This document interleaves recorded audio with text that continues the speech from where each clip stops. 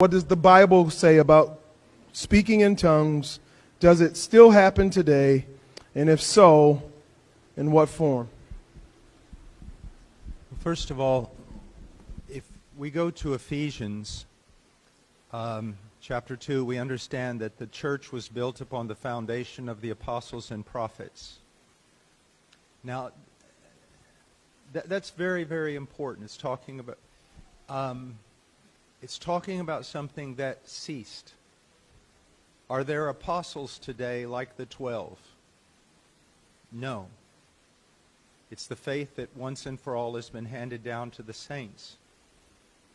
Is there a prophetic word that's still laying the foundation for the church? No. And so we recognize here with two of the most gifted men, or offices, whatever you might want to call them, that they have ceased. We know that, and almost everyone across the board acknowledges that. So we can expect that there could be other changes in more minor gifts. Now, we could sit here all day and argue about, have tongues ceased? You know, we could go to 1 Corinthians, tongues will cease. We can argue about what that's talking about exactly. But I think the best thing to do is simply to define what tongues were. What were they? The book of Acts is the example of tongues. And what were tongues? Real phonetic languages. Now, when we go into 1 Corinthians from 11 to 14, people say, well, that's a different kind of tongue. I don't see any grounds for saying that at all. I do not believe that it's talking about a prayer language or sounds that have no phonetic value whatsoever. So the real issue comes down to what is tongues. And I believe tongues were the speaking of a language, a real human language. Now I want to think about it for a moment.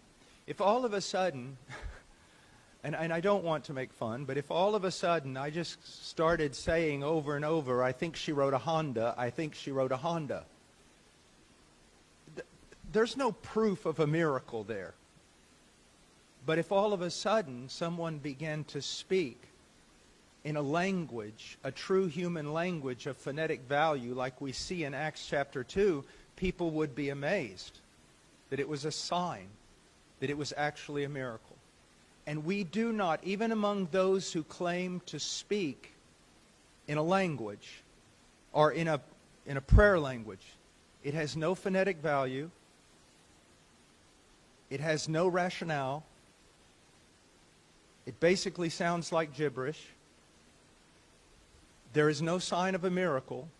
And one of the things that I have found in common is that people who go to the same church who speak in tongues seem to speak in the kind of the same rhythm and make the same sounds. So I believe that tongues was a real human language.